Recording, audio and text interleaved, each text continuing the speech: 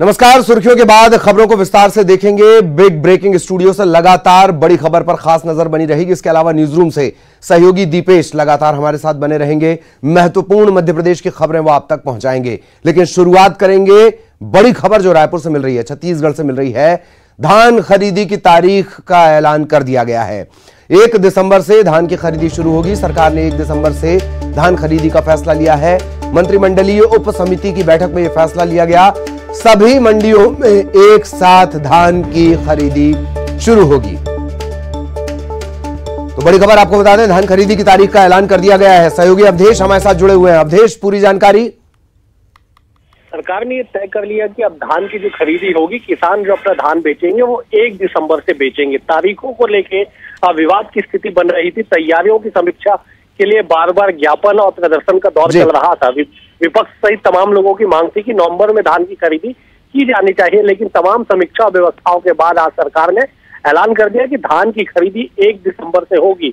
सभी मंडियों में होगी। बारदाने की व्यवस्था की समीक्षा की गई, परिवहन व्यवस्था की समीक्षा की गई, धान के स्टैक की समीक्षा की गई, तालपत्री की समीक्षा की गई। तमाम जो व्यवस्था सबकी समीक्षा की गई। समीक्षा के बाद मंत्री ने आश्वस्त किया है कि पिछले साल की तरह ही इस साल भी धान खरीदी बेहतर तरीके से होगी, लेकिन तारीखों को पहले करने की मांग के सवाल पे उन्होंने कहा कि सरकार ने तमाम व्यवस्थाओं को ध्यान में रखते हुए तय किया है कि 1 दिसंबर से धान की खरीदी होगी। तो ललित, ये समझा जा सकता है कि पूर्व के दिनों में जिस तरह से नवंबर के माह में धान की खरीदी होती थी और सरकार अब 1 दिसंबर से जो धान की खरीदी करने के जो ऐलान किया है, तो निश्चित तौर पे इस पर गतिरोध धरातल पे दिखेगा। और यही वजह है कि 5 नवंबर को छत्तीसगढ़ के किसान सड़कों पे उतर के आंदोलन करने का ऐलान कर चुके हैं कि धान नवंबर में खरीदी जाए। इस बात को लेकर वो आंदोलन भी करेंगे। तो समझा जा सकता है कि धान खरीदी एक बड़ा मुद्दा था जिसे सरकार ने तय तो कर दिया, लेकिन उसके पीछे भी विरोध के स्वर जो है अब वो दिखाई देने लगे।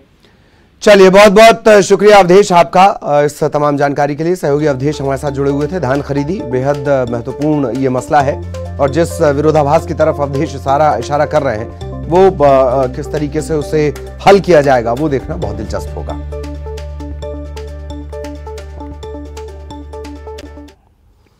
और अब बात करेंगे मध्य प्रदेश की। किस तरीके से उपचुनाव को लेकर क्या कुछ तैयारियां कर ली गई हैं, कैसी कैसी तैयारियां हैं, इन सबके लिए सहयोगी दीपेश का हम रुख करेंगे। Over to you Deepesh. तो कल शाम 6 बजे से जिस समय का इंतजार किया जा रहा है उसका काउंटडाउन कल शाम से शुरू हो चुका है और अब वो वक्त जल्द ही नजदीक आने वाला है। यानी कि कल सुबह से जब मतदान शुरू होगा तो उससे पहले की तैयारियां किस तरह की है वो हम आपको बता देते हैं। 28 विधानसभा सीटों पर होने वाले उपचुनाव को लेकर तैयारियां लगभग पूरी कर ली गई हैं। पोलिंग बूथ अपने अपने पोलिंग सेंटर्स के लिए रवाना हो चुके हैं। आज उम्मीदवार घर घर जाकर डोर टू डोर कैंपेन कर रहे हैं। वोटिंग को लेकर तैयारियां अब अंतिम दौर में है। मतदान के लिए सुरक्षा व्यवस्था कड़ी कर दी गई है। मतदान दलों को पोलिंग सेंटर्स के लिए रवाना किया जा चुका है। इस बार पोलिंग बूथ पर कतारें नहीं लगेंगी। लाइन में लगने की जगह टोकन की व्यवस्था की गई है। मतदान कर्मियों को पीपी किट दी गई है। फेस शील्ड दी जा रही है। मतदान केंद्रों को सैनिटाइज भी किया जा रहा है। तो इस कोरोना काल में होने वाले उपचुनाव में अब आपको बहुत कुछ परिवर्तित देखने को मिलने वाला है। खंडवा, शिवपुरी, बुरहानपुर, मंदसौर और गुना की ये तस्वीरें जहां से पोलिंग पार्टियां रवाना हुई, मतदान दल रवाना हुए अपने अपने मतदान केंद्रों के लिए। तो फिर व्यवस्थाएं अब आपको थोड़ी सी अलग नजर आ रही हैं। अब आपको टोकन लेकर इंतजार करना होगा। जब आपका टोकन नंबर आएगा तब आपको मतदान के लिए पहुंचना होगा।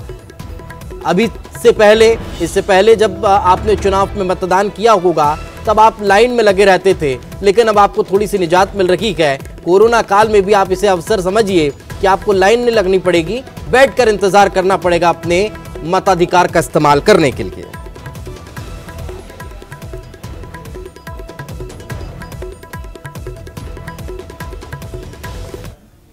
तो ये अलग अलग 5 जगहों की तस्वीरें हमने आपको दिखाई हैं। ग्वालियर चंबल सबसे महत्वपूर्ण, जहां पर 16 सीटें हैं और इन 16 सीटों पर होने वाले उपचुनाव के लिए चुनावी शोर जरूर कल थम गया, लेकिन आज दिन भर भी बेहद महत्वपूर्ण रहा। आज के दिन मतदान दलों को रवाना किया गया।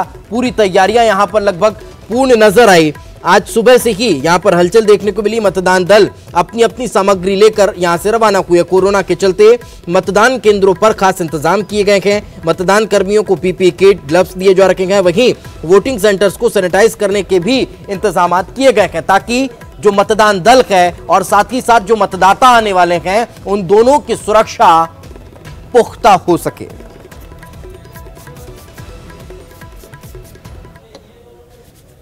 मतदान केंद्र हैं उसके अंदर और बाहर भी हमने कोरोना को लेकर विशेष व्यवस्था की है। बाहर मतदान केंद्र के बाहर जब भी कोई व्यक्ति मतदान देने के लिए आएगा तो हमारा बीएलओ उनको बताएगा कि उसका मतदान केंद्र कौन सा है। फिर उसके पश्चात हम लोगों ने आशा कार्यकर्ता को रखा गया है। आशा कार्यकर्ता उसका टेम्परेचर लेंगे, उनको मास्क पहनाएंगे यदि मास्क नहीं पहना, और उनको सैनिटाइजेशन के माध्यम से हाथों को सैनिटाइज करेंगे। फिर जैसे ही हमारा कोई मतदाता अंदर जाता है तो उसको ग्लव्स प्रोवाइड किया जाता है। इसी प्रकार यदि कोई व्यक्ति संक्रमित है, पॉजिटिव है, तो उसको बताया गया है कि वो शाम को 5 से 6 बजे के बीच में मतदान डालने के लिए आए। उसके लिए पीपी किट हमने अपने सारे मतदान कर्मियों को दी गई है और मास्क के अलावा उनको फेस शील्ड भी दिया गया है ताकि उनका एक्स्ट्रा प्रोटेक्शन बना रहे। तो ग्वालियर के बाद अब आपको भिंड मुरैना लिए चलते हैं, जहां की मुरैना जिले की जहां पर 6 में से 5 विधानसभा सीटों पर उपचुनाव होने जा रहा है, तो फिर इसकी तैयारियां और ज्यादा जोर शोर से होती हुई नजर आई है। यहां पर भी 2 अलग अलग सेंटर्स बनाए गए हैं। चूंकि कोरोना काल के यहां पे मतदान दलों को रवाना करने के लिए भी 2 व्यवस्था की गई ताकि सोशल डिस्टेंसिंग मेंटेन हो सके। यानी अब आप इसी बात से अंदाजा लगा सकते हैं कि आपकी सुरक्षा के लिए सब कुछ किया जा रहा है। आपको बता दें कि यहां पर जौरा, सुबावली, मुरैना, दिमनी, अंबा में उपचुनाव होना है और इस बार कोविड के चलते 3 विधानसभा के मतदान दल को पॉलिटेक्निक कॉलेज से और 2 विधानसभा के दल को केंद्रीय विद्यालय से रवाना किया गया। कुल 1726 मतदान केंद्र बनाए गए हैं और 8000 से ज्यादा सुरक्षा कर्मियों को लगाया गया है। इनमें 21 पैरामिलिट्री फोर्सेस की कंपनियां हैं। 674 संवेदनशील मतदान केंद्र हैं, जिनमें से 543 अति संवेदनशील। 26 मतदान केंद्र है हमारी 5 विधानसभाओं में।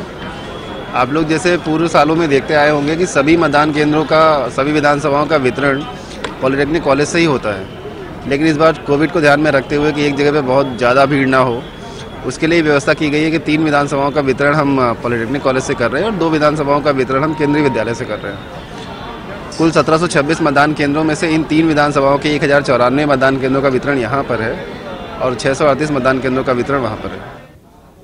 कुछ ऐसी ही तस्वीर खंडवा के मानधाता में भी देखने को मिली है। यहां पर भी उपचुनाव को लेकर तैयारियां लगभग पूर्ण हो चुकी है। मतदान दलों को रवाना कर दिया गया है और इस दौरान तमाम तरह की व्यवस्थाएं कुछ अलग नजर आई हैं। तस्वीरें भी आप देखते चलिए और समझते भी चलिए कि यहां पर 293 मतदान केंद्र बनाए गए हैं, जिनमें 3000 से ज्यादा कर्मचारियों की ड्यूटी लगाई गई। खंडवा के डाइट सेंटर में आज सुबह से ही मतदान सामग्री वितरित करने का काम शुरू हो चुका था। इसके बाद मतदान कर्मियों को यहां से मतदान सामग्री के साथ रवाना कर दिया गया। खंडवा कलेक्टर और जिला निर्वाचन अधिकारी अनय द्विवेदी ने बताया कि मानधाता विधानसभा में कुल 3 पिंक बूथ बनाए गए हैं, जहां सिर्फ महिला मतदाता रहने वाली हैं। माफ कीजिएगा, महिला मतदाता कर्मचारी जो मतदान कराने की जिनकी ड्यूटी है वो रहेंगी। मतदाताओं को किसी तरह की परेशानी का सामना ना करना पड़े और कोरोना की गाइडलाइन को ध्यान में रखते हुए यहां पर हर मतदान केंद्र पर स्वास्थ्य विभाग की टीम भी तैनात की जा रही है। 93 मतदान केंद्र है, उसमें से 72 मतदान केंद्र को क्रिटिकल घोषित किया गया है। क्रिटिकल उसको उनकी संवेदनशीलता को देखते हुए किया गया है। टोटल जो बल लगा है वो करीब 2 कंपनी सीएपीएफ, एसएएफ और डीएफ के साथ होमगार्ड और एसपीओ जिसमें कोटवा शामिल है, उनको मिला के करीब 1300 से अधिक का बल इसमें लगा है। ये बल मतदान केंद्रों पे लगा हुआ है, साथ साथ सेक्टर पुलिस मोबाइल्स में लगा हुआ है, एफएसटी एसएसटी में ड्यूटी कर रहा है और इसके साथ साथ कुछ क्विक रिएक्शन टीम्स भी बनी हुई है, उसमें भी एक मतदान दल ड्यूटी करेगा जो सुरक्षा कर्मी है। इसके साथ साथ हर थाना क्षेत्र में एक जीओ की भी ड्यूटी, गजेटेड ऑफिसर की भी ड्यूटी लगाई गई है। कहीं कोई आकस्मिक कोई ऐसा स्थिति उत्पन्न होती है तो वहां पे वो भी मौजूद होकर उसका निराकरण कर पाएंगे।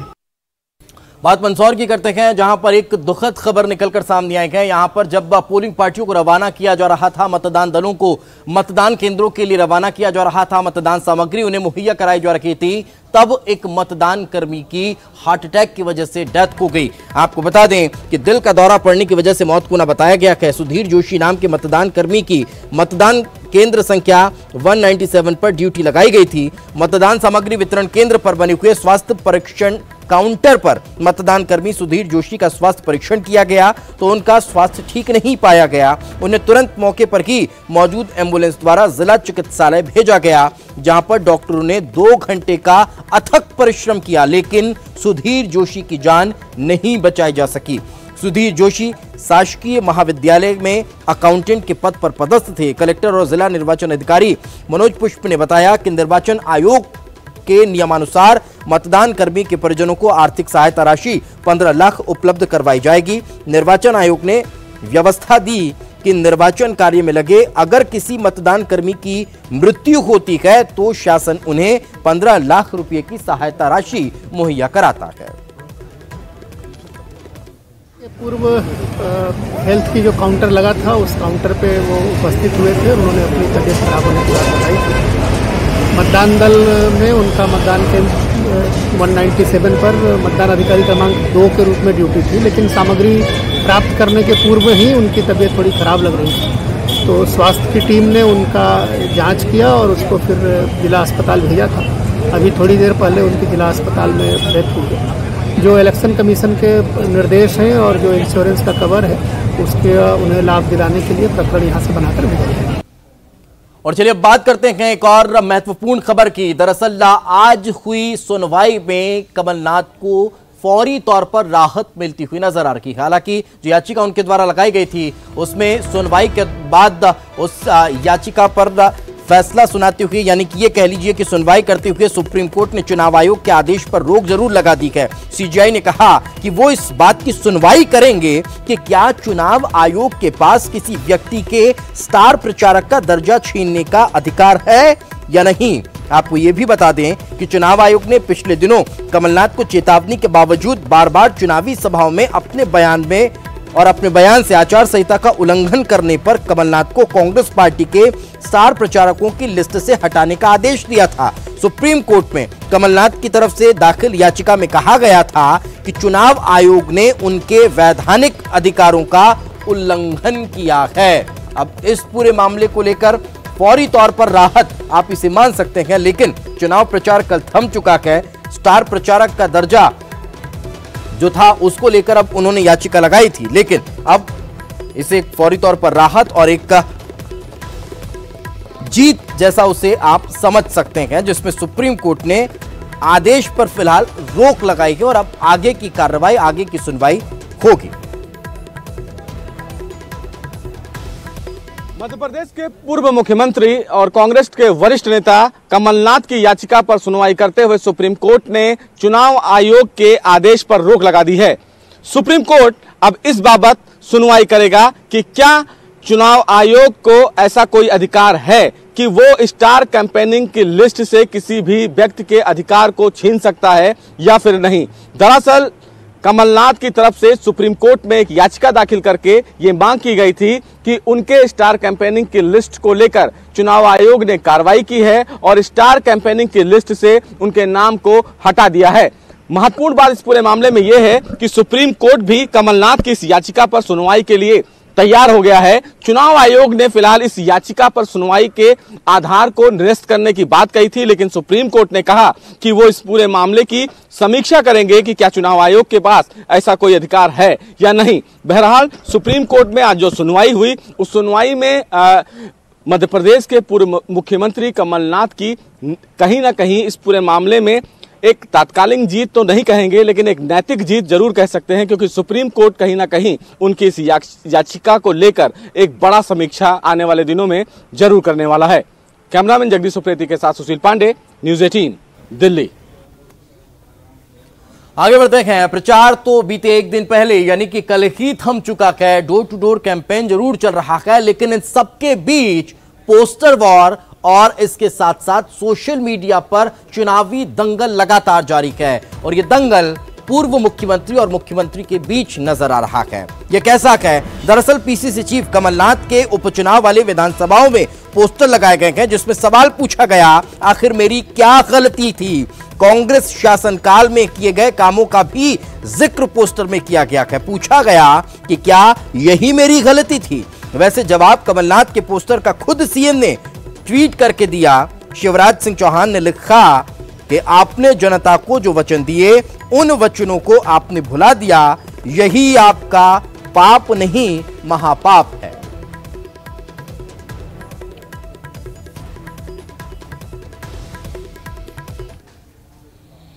विज्ञापन दिए हैं कि मैंने क्या पाप किया था। कमलनाथ जी,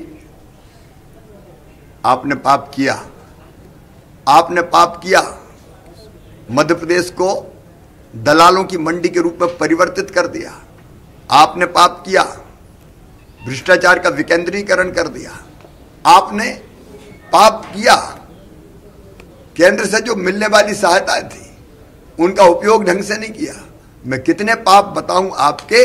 आपने मध्य प्रदेश का सत्यानाश कर दिया था, यही आपका पाप था और इसी की सजा आपने भुगती। शिवराज सिंह जी के झूठ ने भी हद कर दी। चुनाव के एक दिन पहले वे झूठ बोलने से बाज नहीं आते। अभी उन्होंने कहा है कि कमलनाथ पापी है। मैंने तो पूछा था मैंने कौन सा पाप किया, और शिवराज जी जवाब में कहते हैं कि कमलनाथ ने कर्जा नहीं माफ किया। उनकी गवर्नमेंट ने खुद बयान दिया है कि 27 लाख किसानों का कर्जा माफ हुआ है, बाकी का दूसरे और तीसरे किस्त में होने जा रहा था। कहते हैं कि बच्चों की पढ़ाई का पैसा मैंने रोक लिया। एक एक बात उनकी झूठ। मुझे आश्चर्य होता है कि इतनी बेशर्मी से ये कैसे इतना झूठ बोल सकते हैं। इन्होंने कई बातें बताई हैं, एक एक बात उनकी झूठ है। प्रदेश भारतीय जनता पार्टी के अध्यक्ष विष्णुदत्त शर्मा ने पूर्व मुख्यमंत्री दिग्विजय सिंह पर व्यंग्यात्मक निशाना साधा। उन्होंने कहा कि दिवाली तो दिग्विजय सिंह की ही बनेगी क्योंकि 10 तारीख को उनके सारे कांटे निकल जाएंगे। दिवाली तो बनेगी क्योंकि दिग्विजय सिंह के सारे कांटे निकल जाएंगे 10 तारीख को। एक कांटा पहले निकाला, दूसरा कांटा एक और बचा है, तो वो भी 10 तारीख को बोरी बिस्तर बांध करके चले जाएंगे। और जहां तक 28 की 28 सीटें जीतने की बात है, तो 28 की 28 सीटें मुझे लगता है कि राहुल गांधी जी ही, उनकी जो एजेंसी है सर्वे की, वो कर रही होगी। पर दिग्विजय सिंह ये नहीं बताते हैं कि चलो हम तो उन्हीं की बात मान लेते हैं, दिग्विजय सिंह और कमलनाथ की 28 की 28 सीटें हैं, तो सरकार बनाने के लिए 29 चाहिए ना। तो एक क्या राहुल गांधी जी बोनस में छोड़ के जाएंगे आपको? दिग्विजय सिंह जी दिवाली तो चुनावी दौर में मजहबी बातें एक बार फिर से उछलती हुई नजर आ रही हैं और मध्य प्रदेश के बीजेपी नेता पूर्व मंत्री जयभान सिंह पवैया ने आरिफ मसूद को लेकर बयान दिया है और कांग्रेस से कहा है कि इन्हें पार्टी से निष्कासित कर देना चाहिए। आपको बता दें, जयभान सिंह पवैया ने आरिफ मसूद के प्रदर्शन को लेकर कांग्रेस पर हमला बोला, साथ ही उनकी सदस्यता खत्म करने की मांग की। उन्होंने कहा कि आरिफ मसूद मजहबी उन्माद फैला रहे हैं, मसूद को राष्ट्रद्रोह का अपराधी बनाना चाहिए। साथ ही पवैया ने कहा कि मुनव्वर राणा जैसे लोगों का भी बहिष्कार होना चाहिए। आपको बता दें कि मसूद ने कुछ दिन पहले फ्रांस के खिलाफ भोपाल में प्रदर्शन किया था।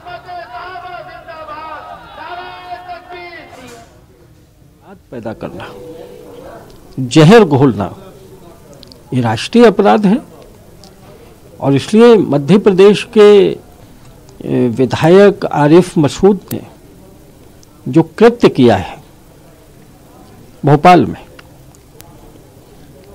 वो मजहबी उन्माद का जहर घोलने का कृत्य है। वो अंतर्राष्ट्रीय आतंकवाद और कट्टरपंथ से स्वयं को जोड़ने का कृत्य है और इसलिए मैं ये मांग करता हूं कि आरिफ मसूद और उनके साथ इस तरह का अक्षम्य कृत्य करने वालों की गिरफ्तारी ही पर्याप्त नहीं है। ऐसे लोगों को विधानसभा में रहने का हक नहीं है। इसलिए आरिफ मसूद की विधानसभा की सदस्यता भी रद्द होनी चाहिए। राष्ट्रद्रोह का मुकदमा उन पर किया जाना चाहिए। आगे बढ़ते हैं और अब बात करते हैं छतरपुर की, जहां पर इनामी कांग्रेस नेता और कांग्रेस विधायक की गिरफ्तारी को लेकर 14 सदस्यीय टीम बनाई गई है और इस टीम को गिरफ्तारी का जिम्मा सौंपा गया है। दरअसल हम बात कर रहे हैं कांग्रेस नेता चरण सिंह यादव और कांग्रेस विधायक आलोक चतुर्वेदी की, जिनकी गिरफ्तारी के लिए 14 सदस्यीय टीम का गठन किया गया है। आपको बता दें कि 29 अक्टूबर को गुवारा में पुलिस चेकिंग के दौरान विधायक की कार रोके जाने पर पुलिस से बहसबाजी और धमकी का वीडियो वायरल हुआ था। पुलिस विधायक समेत सभी आरोपियों के जल्द गिरफ्तारी की बात कह रही है।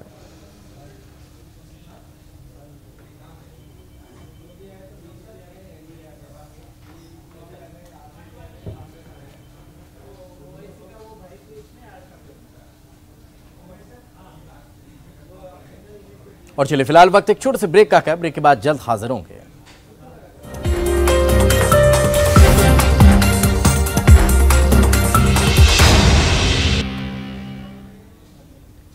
ब्रेक के बाद एक बार फिर आपका स्वागत है। कुछ और महत्वपूर्ण खबरें हम आप तक पहुंचाएं, सीधे आपको ब्रेकिंग स्टूडियो लिए चलते हैं, जहां पर मौजूद है हमारे सहयोगी Lalit. Lalit, over to you. बिल्कुल, और बड़ी खबर इस वक्त मिल रही है। लक्ष्मण सिंह कोविड-19 पॉजिटिव पाए गए हैं। विधायक लक्ष्मण सिंह कोरोना पॉजिटिव हैं। चाचौड़ा से विधायक हैं लक्ष्मण सिंह और दिग्विजय सिंह के भाई। उन्होंने ही ट्वीट कर यह जानकारी दी है, खुद के पॉजिटिव होने की जानकारी उन्होंने दी है। कल बमौरी में चुनावी सभा में वो शामिल भी हुए थे। उन्होंने अपने ट्वीट के जरिए जानकारी दी कि वो कोविड-19 पॉजिटिव हैं। बमौरी में चुनावी सभा में वो शामिल भी हुए थे। विधायक लक्ष्मण सिंह कोविड-19 positive.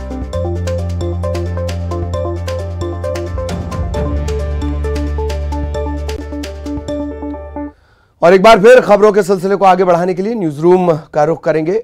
Dipesh, over to you. बिल्कुल ललित, तो अब ओबीसी आरक्षण की बात कर लेते हैं, क्योंकि लगातार मध्य प्रदेश में ओबीसी आरक्षण का मामला सुलझता हुआ नजर नहीं आ रहा है। हालांकि कोर्ट में हैं और जबलपुर हाई कोर्ट में आज सुनवाई हुई, तो इस मामले में एक बार फिर से कोर्ट ने यही तय किया है कि 14% जो आरक्षण का है वही अभी बरकरार रहने वाला है। कोर्ट ने 27% बढ़े हुए ओबीसी आरक्षण पर रोक को बरकरार रखा है। अब इस मामले में 1 दिसंबर को अंतिम बहस होगी। कोर्ट ने इंटरिम ऑर्डर कायम रखा है और कोर्ट ने कहा है, यही कहा है ऑनरेबल कोर्ट ने, कि जो मध्य प्रदेश में रिजर्वेशन 14% ओबीसी को दिया गया वही रखा जाएगा। 27% अभी लागू नहीं किया जा सकता और अब इसकी अगली सुनवाई जो है वो 1 दिसंबर के लिए नियत की गई है। अब बात करते हैं एक दिल दहला देने वाले मामले की। बात अलीराजपुर की है, जहां पर एक गांव में कुएं में 2 सगी बहनों की लाश मिलने का मामला सामने आया है, जिसके बाद से ही यहां पर पुलिस जांच पड़ताल में जुटी हुई है। दरअसल हम बात कर रहे हैं अलीराजपुर की बरझड़ चौकी के रेनगौल गांव की, और इस गांव के खेत के कुएं में 2 लड़कियों की लाश मिली है। बताया ये जा रहा है यह दोनों लड़कियां सगी बहनें हैं और रविवार शाम चक्की पर गेहूं पिसाने के लिए ये घर से निकली थी। मृतक लड़कियों की उम्र 18 साल और 16 साल बताई जा रही है। सोमवार सुबह जब खेत मालिक खेत में पानी देने आया हुआ था, उसकी नजर कुएं में उतराती हुई लाश पर गई।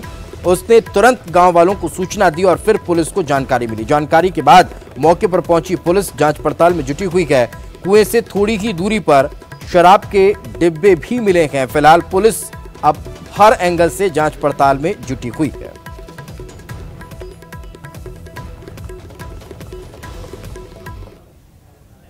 एक रिंगोल गांव में आज एक कुएं में 2 लड़कियों की डेड बॉडी मिली है और उसमें पुलिस मौके पर पहुंच गई है और जो हमारे एफएसएल टीम है वो भी मौके पर पहुंच गई है और इसमें उनकी डेड बॉडी निकलवा के और इसमें मर्ग पंजीबद्ध करके इसकी जांच की जा रही है कि उनकी मृत्यु किस कारण से हुई है और